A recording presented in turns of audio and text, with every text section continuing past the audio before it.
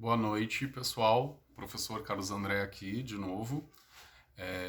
Eu vim fazer um novo vídeo para falar um pouco com vocês sobre a pandemia. Eu fui motivado depois de ver alguns vídeos de alguns colegas do Instituto Federal Sul-Rio-Grandense, o IFSU, que foram meus colegas no tempo em que eu tive junto com vocês.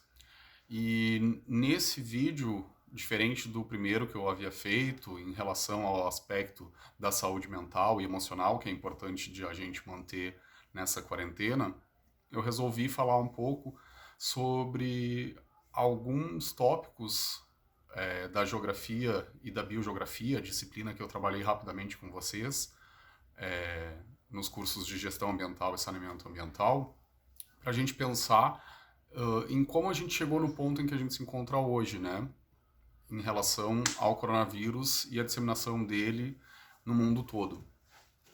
E eu acho importante a gente levantar alguns aspectos, porque apesar de muitas vezes a gente conversar esses aspectos em aula, muitas pessoas têm dificuldade em relacionar isso com o mundo real ou com problemas que a gente possa vir a enfrentar, né? Então eu separei as reflexões que eu gostaria que vocês fizessem comigo hoje em 4 pontos principais, né? Poderiam ser outros ainda, mas eu elenquei como 4 pontos principais. Então, o primeiro deles, a importância da desigualdade social na contribuição desse problema que a gente encontra hoje, né? O quanto ela pode ter sido aí influente para que a gente se encontrasse hoje nessa situação, né? A geração da pobreza em si e das condições precárias que muitas vezes algumas populações estão expostas.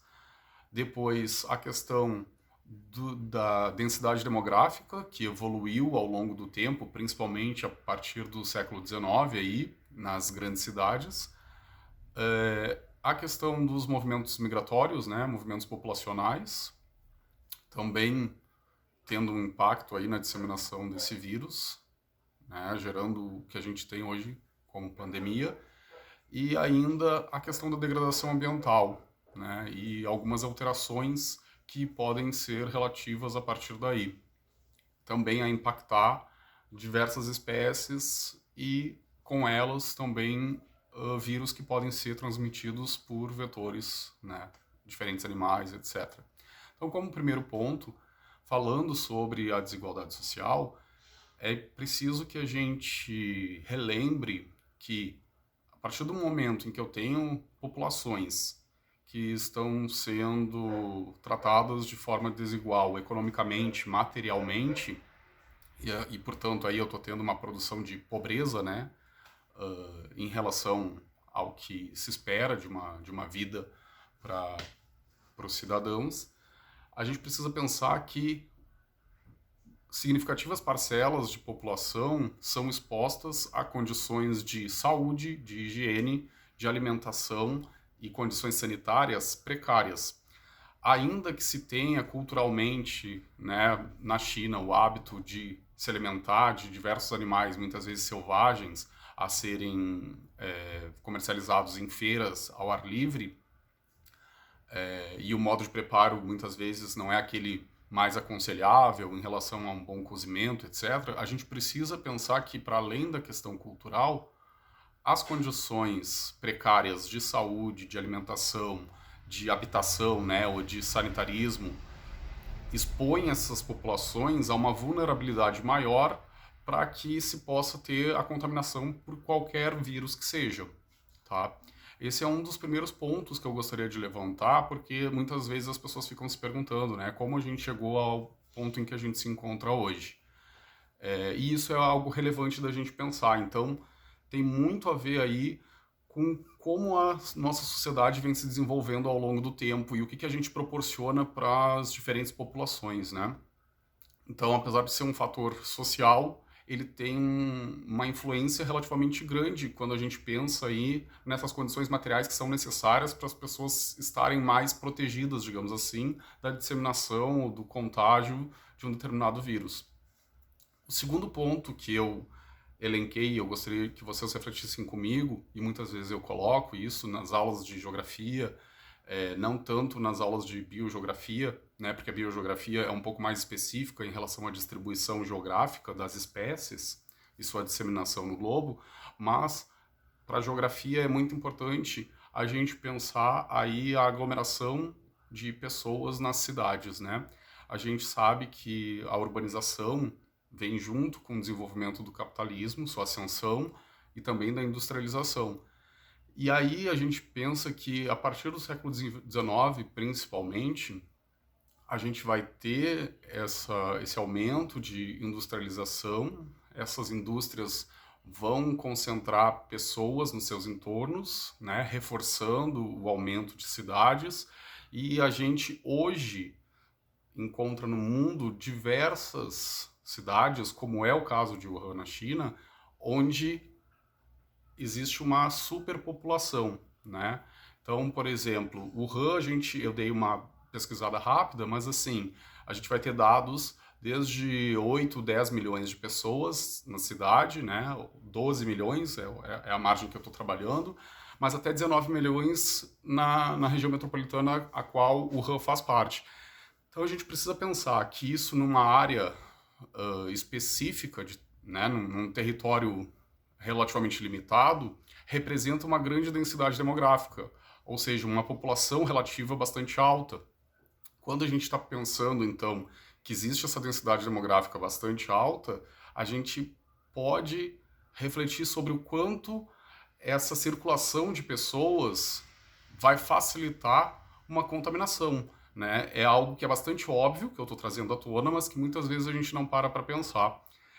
Então, toda essa aglomeração de pessoas, essa densidade demográfica, que em parte acontece também por todo esse desenvolvimento histórico do capitalismo, da industrialização, né, que afetam a própria urbanização que a gente encontra hoje, faz com que facilite a disseminação de um determinado vírus entre as pessoas, porque esses contatos são cada vez mais próximos e o fluxo de pessoas é bastante intenso, né?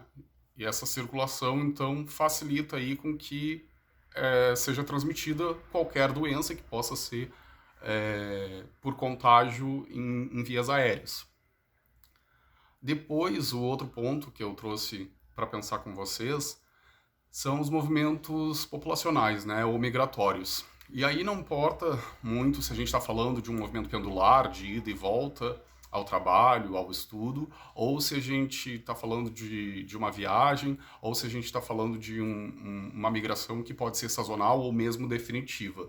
Fato é que essa espécie, né, a qual a gente faz parte, que é o ser humano, essa espécie de distribuição geográfica cosmopolita, ou seja, que está disposta em todo o mundo, circula bastante. Basta a gente olhar as imagens aí dos voos, né, do tráfego aéreo crescendo anualmente, seja para transporte de produtos, de cargas, ou mesmo de passageiros, né, de pessoas. E aí, de novo, a gente precisa pensar que a China, sendo uma potência econômica, a gente está vendo aí que essas relações comerciais, e aí a gente pode embutir trabalho e estudo também, a gente precisa pensar que tanto dentro da China quanto fora dela, ou seja, internacionalmente falando, a gente vai ter uma grande circulação de pessoas, né, que aí extrapolam os limites das cidades. Então, o que eu estou querendo dizer com isso? Para atender um determinado mercado, né, e aí pode ser no sentido econômico, no sistema capitalista, as relações comerciais, ou mesmo o mercado, quando a gente fala mercado de trabalho, ou mesmo em função de estudos que mais tarde vão se transformar em relações profissionais, porque essa é a intenção, né? Para atender, então, esse determinado sistema, a gente tem esses fluxos cada vez mais reforçados. Tá? E isso também facilita, obviamente, a disseminação desse vírus para diferentes partes do continente, diferentes países. Então, observar a questão das migrações ou dos movimentos populacionais é bastante importante para a gente entender o ponto em que a gente chegou hoje. E, por fim, eu gostaria de falar da degradação ambiental, que é algo que eu sempre conversei muito com as turmas, e eu acho que é importante eu tocar de novo nesse assunto para que a gente rememore, né, relembre a importância de entender um pouco mais sobre tudo isso hoje em dia, quando a gente está passando por esse momento. Então, Quando eu tenho uma exploração do ambiente, né, e eu trato determinados condicionantes desse ambiente, né, em produtos, em mercadorias ou em recursos que podem ser explorados, e eu preciso atender a uma determinada produção, um determinado consumo, e eu faço isso sem uma determinada responsabilidade, eu muitas vezes ocasiono desequilíbrios ambientais. Essa degradação que a gente fala tanto em relação ao ambiente, né? E aqui não é para a gente querer demonizar o capitalismo ou porque a gente acha bonita a pauta ambiental, não se trata disso, né? A gente precisa ter um raciocínio que compreenda o que a gente está querendo mostrar no sentido de que, bom, tudo que a gente faz, obviamente, tem consequências, mas até hoje, a maneira como a gente vem se utilizando do ambiente, ela, de longe, não é a mais aconselhável no sentido de planejamento, né? E de estudo sobre as possíveis consequências e impactos, que muitas vezes podem ser impactos diminutos, né? Podem ser impactos menores, quando a gente tem um controle maior e um planejamento maior, ou podem ter impactos de grandes proporções, que é o que a gente tem visto hoje em dia, né, com a exploração de uma maneira meio desenfreada.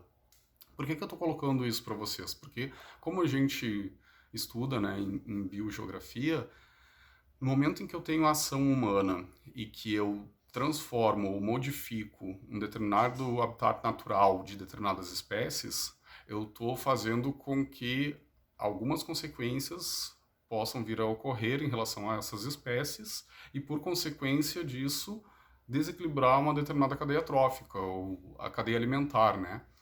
O que eu estou querendo dizer com isso? Se eu tenho uma população que pode ser prejudicada a partir das ações humanas em determinado ambiente, em determinado território, etc., eu posso ter a diminuição de uma população que é predadora, né, ou que é consumida por uma outra espécie, por uma outra população. E esse desequilíbrio na cadeia alimentar vai fazer com que eu possa ter, então, o aumento de determinadas populações, de determinadas espécies, e eu possa ter a diminuição de outras espécies num determinado ambiente.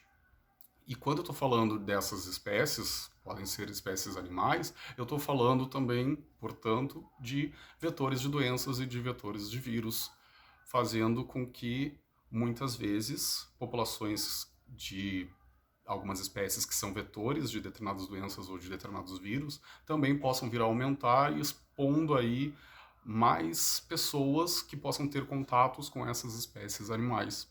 Então, o pensamento é complexo, né? Eu trouxe alguns pontos aqui para a gente pensar que se a gente não muda a nossa forma de pensar e o nosso modo de vida atual, esse vírus que a gente está encontrando hoje, ele é só mais um de outros que a gente pode vir a encontrar e se deparar ainda com outras pandemias, com outras situações problema que talvez nós não estejamos preparados, porque, né, se a gente consultar outros especialistas em relação à virologia, infectologia, a gente sabe que podem ter outros vírus ainda piores do que esse, tanto em relação à letalidade quanto em relação à contaminação. E a gente desconhece boa parte dos vírus ainda que circulam pelo planeta, né? Então, eu não estou falando isso para apavorar nem para assustar ninguém, mas para a gente pensar e refletir um pouco sobre o que nos trouxe até aqui, até esse ponto, né? E assim como a gente chegou hoje nesse ponto, novamente nós podemos nos encontrar em uma situação parecida futuramente. Para que isso não aconteça, a gente precisa rever algumas coisas. Isso eu vou abordar num próximo vídeo. Eu gostaria de deixar aqui então meu agradecimento aos convites que foram feitos lá no primeiro vídeo que eu tinha feito. Espero que vocês gostem dessas reflexões que a gente está fazendo e prometo fazer um próximo vídeo falando um pouco sobre o nosso futuro, para onde iremos e quais as perspectivas que a gente pode ter para minimizar a possibilidade de acontecer de novo essa situação que a gente encontra hoje, certo? Fiquem bem, fiquem em casa, nos encontramos novamente. Até mais.